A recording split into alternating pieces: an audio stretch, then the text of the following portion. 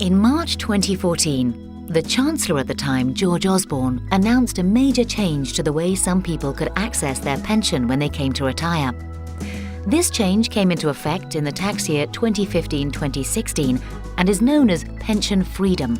This video will explain the change, who it affects, what it means, and some of the key things you will need to look out for. Pension freedom does not apply to all types of pension. We're only really talking private pensions, where you and/or your employer saved up a pot of cash for retirement.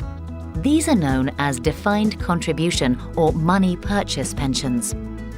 It doesn't apply to the state pension, nor in the main part does it apply to pensions where what you're paid is a proportion of your final salary, known technically as defined benefit pensions. Before the pension freedom changes came in, the typical option used by most people was to cash in their pension, take 25% as a tax-free sum, and use the remainder of the money to buy an annuity, a product that pays you an income each year until you die. Now, under the new rules, you can take the pot freely and in a flexible manner, including if you choose all the pot in one go.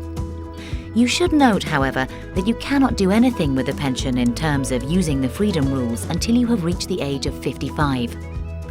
From that age, you can access your pension to help you in retirement. This includes withdrawing all the money in one go. However, this is rarely a good idea.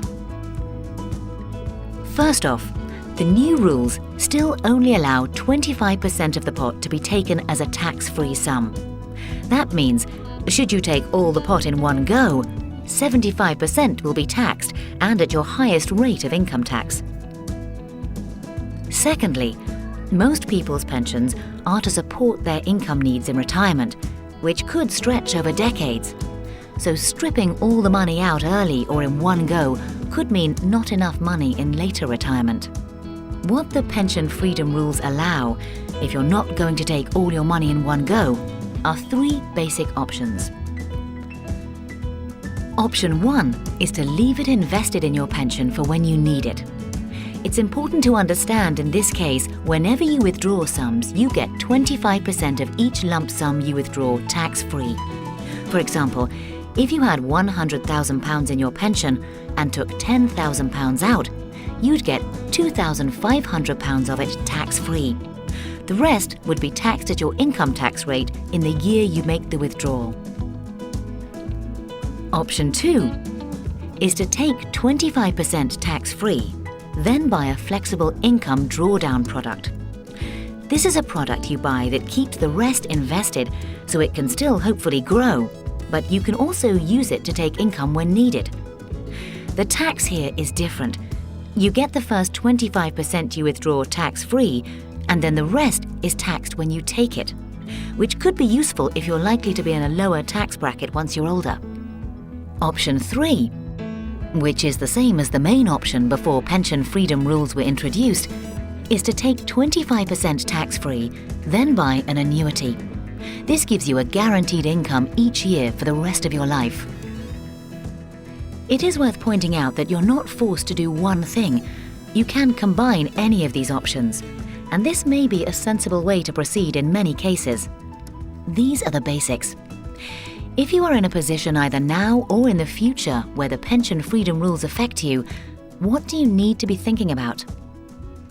The first thing to consider is that if you do not cash all your pension chips and you're not buying an annuity, then your pension, either fully or in part, is going to remain invested. Therefore, you need to consider where you should invest it, the risk on the money left in the pot, and the costs and charges you will incur. You have many choices with all these factors. Secondly, you will need to think about how much income you will need and when, what other income sources you have, and how you will be best accessing your pension. This can be a complicated estimate stretching over many years. In this regard, using a long-term income and expenditure forecast can be very beneficial. Third, you will need to consider your wider financial position, your health, and your future financial risks, such as living for a very long time. With all these factors, We have the experience and expertise to help you and to work through all the factors you will need to consider.